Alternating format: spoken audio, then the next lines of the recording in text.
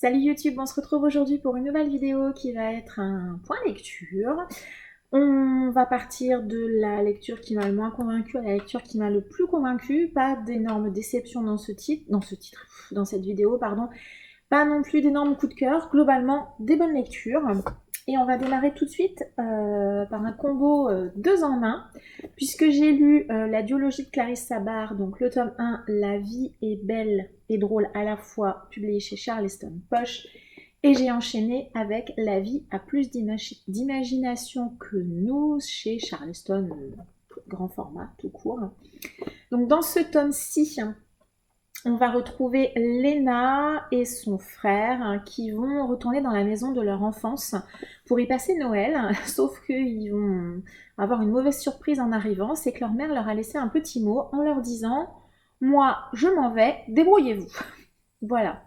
Donc en gros, dans ces deux comédies romantiques de Noël, on va avoir à chaque fois plus ou moins la même chose, c'est-à-dire des secrets de famille, des histoires de famille, du cocooning, de la douceur, beaucoup de bienveillance.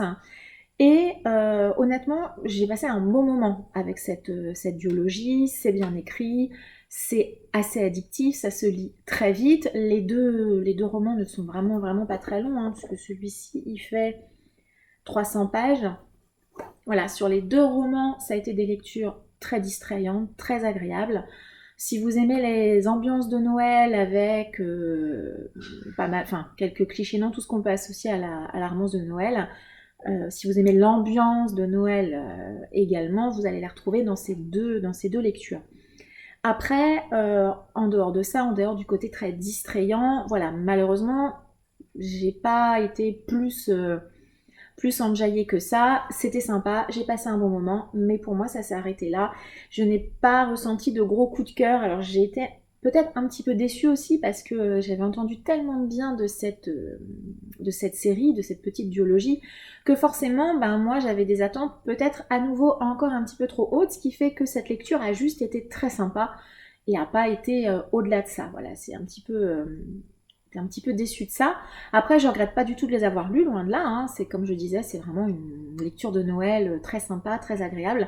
Par contre, j'ai lu ces 2 tomes au moment où je tourne ce point lecture il y a quelques semaines. Et du coup, je me rends compte que j'ai oublié pas mal de choses et je crains que, voilà, d'ici 1 an notamment, mon cerveau ait complètement oublié les 2 histoires de ces 2 tomes. Et c'est un petit peu dommage et c'est là que je vois aussi que peut-être ces 2 tomes avaient, pour moi en tout cas, pas assez de profondeur au niveau des personnages. Voilà, c'est un peu dommage. Après, moi je vous le recommande, voilà, si vous aimez les romances de Noël, vous allez passer un moment très sympa, très agréable. S'il y a des petits moments rigolos, il y a des moments doux, il y a des moments très cocooning. Donc voilà, n'hésitez pas si vous avez envie de la découvrir. Voilà. Après, moi j'avoue qu'en dehors du côté bon moment sympathique, j'ai pas eu plus que ça. Et voilà, j'ai passé un bon moment. Après tout, ça reste le principal. Deuxième titre, j'ai lu Rien à voir, un thriller avec Avalanche Hotel de Nico Takian, publié au livre de poche. Ici, on va suivre Joshua. Au début de l'histoire, on est en 1980 et on va rencontrer Joshua. Il se réveille dans un hôtel. Est-ce qu'on a ce nom ? L'Avalanche Hotel. L'Avalanche Hotel. Qui se trouve dans les Alpes suisses. Il se réveille un matin dans cet hôtel et il sait pas trop ce qu'il fait là, il sait pas trop à quelle époque on est, il sait pas trop pourquoi il est là, il se appelle son nom et puis au bout d'un petit moment, ça finit par revenir. Et il rencontre un barman de cet hôtel qui l'emmène en pleine tempête de neige dans un endroit un peu étrange en dehors de l'hôtel. Bref, Joshua, il se dit que tout est bizarre dans cet hôtel, tout est étrange. Et effectivement, cet hôtel est très très étrange. Je n'en dirai pas plus, je ne vais même pas évoquer la deuxième partie du résumé qui est derrière. Je trouve que c'est un petit peu dommage parce que moi, quand j'ai lu ce texte, qui est assez court, comme souvent, je n'avais pas beaucoup d'idées en dehors du fait que c'était un thriller et qu'a priori on allait parler d'un hôtel. Et du coup, voilà, j'ai eu quand même pas mal de surprises, en tout cas au début. Donc voilà, du coup, c'est dommage d'en raconter plus que ça sur cet hôtel et cette histoire. De Nico Takian, j'avais lu La nuit n'est jamais complète, je crois, que j'avais bien aimé, voilà, sans plus. Sur La nuit n'est jamais complète, j'avais plus ou moins identifié une grosse partie de la chute, donc forcément, ça avait un peu gâché ma lecture. Là, je me retrouve exactement dans la même configuration qu'avec La nuit n'est jamais complète. C'est-à-dire, je passe un bon moment, mais je n'arrive jamais complètement à rentrer dans l'histoire. Je reste malgré tout assez extérieure au texte. J'avais à nouveau deviné une partie de la fin. Ça, à nouveau, c'est dommage. Et même s'il y a le côté un peu addictif malgré tout, parce que Nico Takian, il écrit bien, les chapitres sont courts, le roman, il est court, donc forcément, il se passe beaucoup de choses. C'est un récit qui est assez dynamique. Mais moi, je reste toujours extérieure au texte. Je n'arrive jamais à m'attacher au personnage, je n'arrive pas à m'attacher à cette histoire non plus. Je trouve que des fois, ça se traîne un peu, c'est un peu longuet. Il y a des personnages secondaires, même encore maintenant, je cherche quelle est leur utilité. Donc voilà, moi, je pense vraiment typiquement que avec cet auteur, tout simplement, avec moi, ça le fait pas. Voilà, je pense que c'est tout simplement ça. Nico Takian est un auteur qui a l'air d'être pas mal apprécié, mais je pense qu'avec moi, ces genres d'auteurs, ça marche pas. Son écriture, en tout cas, ne me capte pas. Ces personnages ne me captent pas, je n'ai pas d'empathie pour ces personnages. C'était déjà le cas dans La nuit n'est jamais complète. Je lis le texte, je passe un moment distrayant, je vais malgré tout au bout. Déjà, il y a quand même le côté dynamique du texte. J'arrive à plus ou moins identifier la chute ou une grosse partie de la chute, donc ça me gêne pas plus que ça quand c'est bien fait. Mais là, du coup, je lis en me disant, bon, j'espère que je me suis plantée. Et puis, en fait, je suis à moitié dans le vrai. Et j'arrive au bout et je me dis, tout ça pour ça, quoi. Donc, bon, c'est un peu dommage. Je me demande même si la fin, les 2 derniers chapitres, je les ai pas lus en travers. Je sais pas. Je suis pas certaine d'avoir vraiment tout lu. Donc voilà. J'ai encore Toxique de cet auteur dans ma palle. Je lirai Toxique et clairement, si avec Toxique, ça me fait exactement la même chose, voilà, ça confirmera que avec cet auteur, ça le fait pas. Et puis, tant pis, il y a plein d'autres auteurs avec qui, heureusement, ça le fait. Et je laisserai Nico Takian avec les gens qui apprécient son écriture. Voilà, je pense vraiment que là, le souci, il vient plus de moi, qui ne matche pas avec son écriture, plutôt qu'avec l'histoire en elle-même, que j'avais trouvée sympathique. Voilà, c'était assez addictif, assez entraînant, mais pour moi, en tout cas, l'écriture, ça marche pas trop, c'est un petit peu dommage. À quoi est-ce que ça pourrait être dû? Je sais pas, j'ai pas trop encore réussi à identifier. Je pense, en tout cas, à mon avis, je pense que Nico Takian peut-être s'oriente davantage sur l'action, les événements qui se déroulent dans son histoire pour arriver à sa conclusion. Et c'est vrai que moi, je pense qu'il me manque un petit peu de profondeur de personnage, il me manque un petit peu d'environnement du personnage. Voilà, je m'attache pas assez et à mon sens, en tout cas, je pense que c'est principalement ça qui pêche pour moi avec cet auteur. Mais je ne doute pas que il plaira à d'autres. Et voilà, je vous recommande de le découvrir si vous l'avez jamais découvert. Voilà, tentez votre chance, ça peut vous plaire, même si avec moi ça marche pas. Mais il y a plein d'autres personnes qui aiment beaucoup Nico Takian.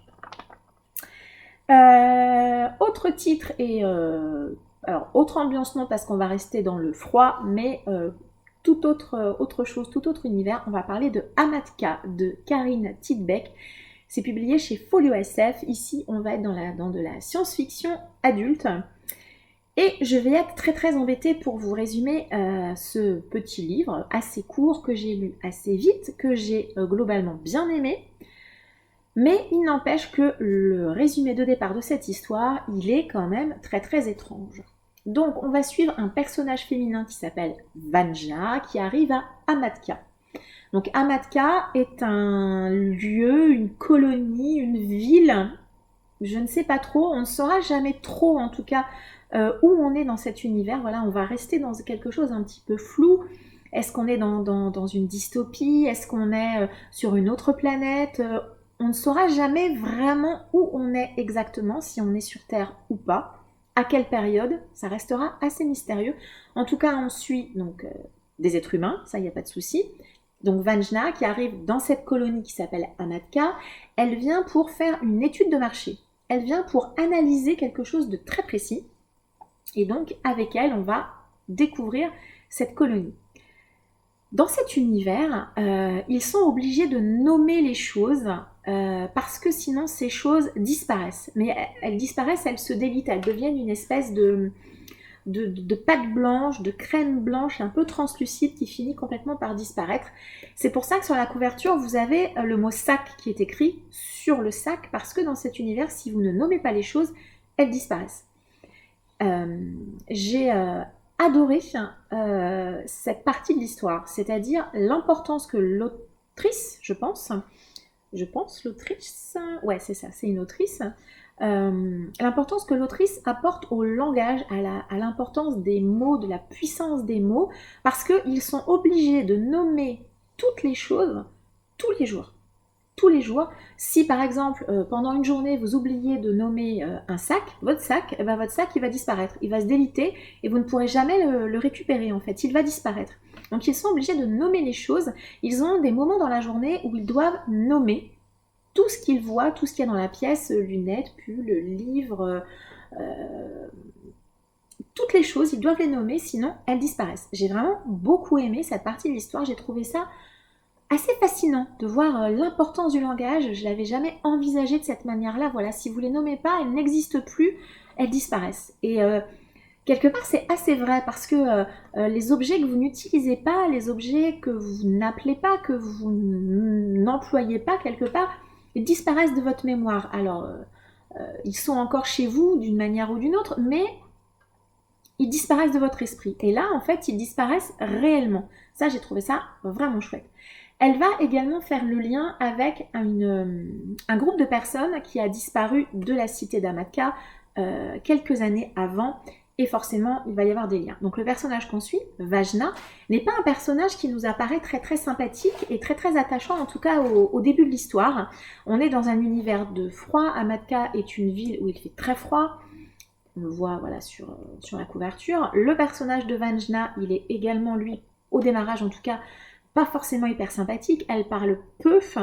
On l'accueille un peu, alors pas comme une ennemie, mais elle vient d'une autre colonie. Elle n'est pas originaire de la ville. Elle vient faire une recherche. Donc on ne sait pas trop où la mettre. On attend à ce qu'elle respecte les règles de la ville. Or, Vajna, elle a une histoire particulière. On va la découvrir. Et finalement, elle va nous prouver qu'elle a envie d'autre chose. Elle n'a pas forcément envie de ce que l'on attend d'elle. Elle a finalement une personnalité assez forte, assez courageuse. Et au final, je trouvais que c'était un personnage attachant. Voilà, on apprend à la découvrir tout au long de l'histoire. Et sous cet abord froid, et au final, quelque part, c'était ce que l'on attend d'elle. On va découvrir quelqu'un d'autre. Et ça, j'ai beaucoup aimé. On a aussi une histoire entre deux femmes dans cette histoire. Et ce que j'ai trouvé très bien fait par rapport à ça, c'est que cette histoire d'amour, elle est là, mais elle est normale. Elle est pas... Personne n'est choqué dans la ville d'Amatka, hein, ça a l'air d'être quelque chose qui existe, qui ne pose pas de problème. Et j'ai trouvé ça vraiment très bien fait, très bien traité. C'est juste une histoire d'amour, et c'est très bien comme ça, après tout, parce qu'après tout, c'est ce que c'est, juste une histoire d'amour. C'était bien fait. Et alors la fin m'a laissé un peu perplexe. Je suis pas certaine d'avoir tout compris, hein, honnêtement. Voilà. C'est un texte que je relirai, je pense qu'il méritera d'être relu. Si vous aimez les ambiances, j'allais dire un peu hypnotiques, un peu froides, s'il faut aimer la science-fiction déjà, même si on va aborder d'autres thématiques, bien évidemment. Si ce côté important du langage vous intéresse, allez-y aussi. Vraiment, c'est un titre, j'irai pas jusqu'à dire un ovni, mais vraiment un titre atypique. Et moi j'ai bien aimé, je suis bien rentrée dans l'ambiance de ce texte. Après j'ai conscience que c'est un texte qui ne plaira pas à tout le monde, clairement pas. L'univers finalement on en saura assez peu, donc si vous avez besoin qu'on vous explique vraiment là où on est, pourquoi on est là, d'où on vient, etc. De la même manière ça ne vous plaira pas parce qu'il y a des réponses que vous n'aurez pas forcément à la fin de ce texte. Mais ne serait-ce que pour l'ambiance, ne serait-ce que pour les thématiques abordées à l'intérieur que j'ai trouvé vraiment intéressantes, ouais, je vous le recommande. Voilà, sachez que ça peut ne pas vous plaire, c'est assez particulier dans l'ambiance. Je ne sais pas si l'autrice a écrit autre chose, enfin autre chose oui, mais publié en France, je ne suis pas certaine. Mais moi en tout cas, je la relirai si je retombe dessus avec plaisir parce que c'est un texte qui m'a beaucoup plu. Voilà. Et on va terminer ce point lecture avec un titre qui a été une très jolie surprise. Vraiment très très jolie surprise. Il s'agit de Dégénérescence de Léna Jomaé. Moi j'ai l'édition France Loisirs, vous pouvez le retrouver chez Plume Blanche avec une couverture différente. Ici on va être dans un univers dystopique. On va rencontrer Addie qui est donc l'héritière du royaume d'Amérique. Elle est atteinte de la DOV, la dégénérescence des organes vitaux, c'est-à-dire qu'elle est appelée à mourir d'ici quelques mois, au mieux quelques années, mais a priori quelques mois. Elle est la fille du président donc, du Royaume d'Amérique. Et il faut savoir que dans ce monde, les gens de la noblesse, en tout cas de la haute caste, sont atteints de cette maladie, la DOV, la dégénérescence des organes vitaux. Et voilà, et malheureusement, ils sont, alors peut-être pas nombreux, en tout cas beaucoup à en mourir. En parallèle de cette demoiselle, on va rencontrer Julien. Lui, Julien, il vit chez les pauvres, dans les bas-fonds de la société. Et lui, il aimerait forcément renverser le pouvoir en place, en tout cas que le pouvoir en place prenne conscience de l'importance qu'a le bas peuple et les pauvres dans cette société. Puisque voilà, on est dans un univers dystopique, on a d'un côté l'élite et de l'autre côté le reste de la population, voire même les pauvres qui sont regroupés dans une espèce ils sont regroupés sur les côtés de la ville et ils sont vraiment traités, ils sont maltraités, ils sont traités comme des moins que rien, vraiment, voilà. Donc on a vraiment ces deux pans de la société, ces deux personnages. Et on va donc rencontrer Addie. Addie, elle assez classiquement, on va dire, elle a la conscience de l'importance de cette population qui est dénigrée par le reste de la noblesse. Elle aimerait changer les choses, elle aimerait être l'héritière, vraiment prendre le pouvoir, sauf que dans ce monde, malheureusement, comme dans quasiment tout l'ensemble de notre planète actuellement, elle ne peut pas régner. Voilà, il faut que ça soit un homme qui règne. Voilà, il faut que ça soit son futur époux. Son futur époux a été choisi par sa famille et ils sont bien décidés à la soigner. Pour la soigner, il y a un moyen de les soigner et Addie refuse absolument ce moyen. Ce moyen, c'est de récupérer les organes sur des pauvres gens que l'on va enlever. Alors, a priori, ils le font plutôt sur les prisonniers.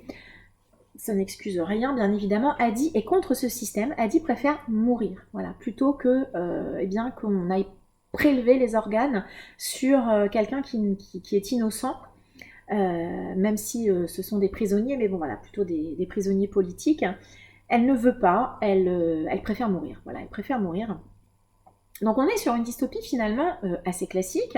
Les riches, les pauvres, une princesse, un jeune homme issu de la plus basse caste. Mais voilà, quand je l'ai démarré, clairement, je me suis dit, bon voilà, dystopie, one shot, ça va être assez classique. Bon bah voilà, on a ça, il va se passer ça, on va aller vers ça.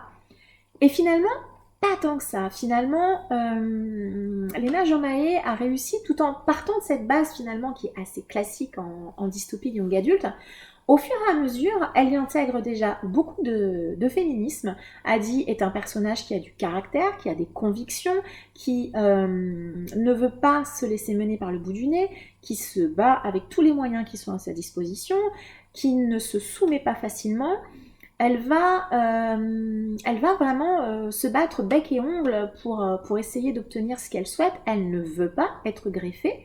Elle le dit, elle ira jusqu'au bout. En tout cas, c'est ce qu'elle souhaite. Elle ne veut pas être greffée. Elle refuse quand quelqu'un donne sa vie pour elle.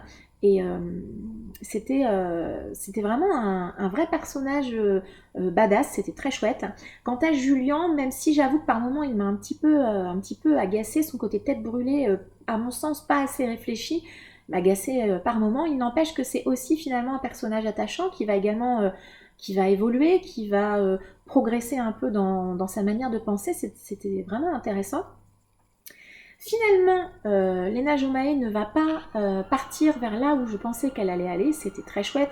Elle a choisi une fin que j'ai trouvée très couillue, que j'ai trouvée très courageuse, qui ne cède pas à la facilité. Et je pense que c'est une fin qui peut ne pas plaire. En tout cas, moi, j'ai beaucoup aimé.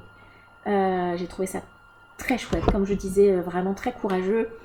Et je regrette pas qu'elle ait fait ce choix. Je trouve que c'est un choix finalement très cohérent et c'était très très bien d'oser faire ça. Je trouve, seul petit bémol, j'ai trouvé que il y a, une fois qu'on a eu la présentation en gros de l'histoire et des enjeux, je trouve qu'on a quelques petites lenteurs sur la deuxième partie de l'histoire et puis on a la fin qui arrive à mon sens un tout petit peu précipitée. Peut-être que j'aurais aimé quelques chapitres de plus, histoire de l'allonger un petit peu. Je trouve que la fin est un petit peu rapide. On a quelques révélations que j'ai pas du tout vu venir et qui m'ont vraiment beaucoup surprise. Donc voilà, en gros j'ai passé un très bon moment. Si vous aimez la dystopie young adulte, que vous en avez lu beaucoup, est-ce que ça sera forcément hyper original? Je suis pas certaine, mais moi en tout cas j'ai passé un très bon moment. Il y a des éléments que j'ai pas forcément vus dans beaucoup d'autres dystopies, donc c'était chouette. Et moi en tout cas ça m'a beaucoup donné envie de lire la duologie Les Oubliés, qui est aussi de cette autrice, que j'ai aussi dans ma palle, et que je lirai avec grand plaisir du coup, puisque Dégénérescence a été plutôt une bonne surprise. J'ai pas parlé de l'écriture de l'autrice, qui m'a paru fluide, agréable, sans trop de fioritures. Vous savez que moi j'aime pas trop quand on met trop de poésie quand on écrit. Non, moi j'ai trouvé qu'elle allait à l'essentiel, c'était bien fait. Je me suis attachée au personnage, donc c'est qu'elle a réussi son job. Donc voilà. Franchement, si vous avez l'occasion de tomber dessus, alors je ne suis pas certaine qu'il soit encore dispo chez France Loisirs, mais du coup vous pouvez vous le procurer chez Plume Blanche. Et ouais, moi si vous aimez le genre, franchement je vous le recommande, ça a été une très bonne surprise. Et voilà, ce point lecture est maintenant terminé. Je vous remercie de l'avoir suivi jusqu'au bout. Si vous avez lu certains de ces titres, n'hésitez pas à me donner votre avis en commentaire. Je vous remercie de m'avoir écouté. Je vous souhaite une agréable journée et je vous dis à très bientôt. Au revoir.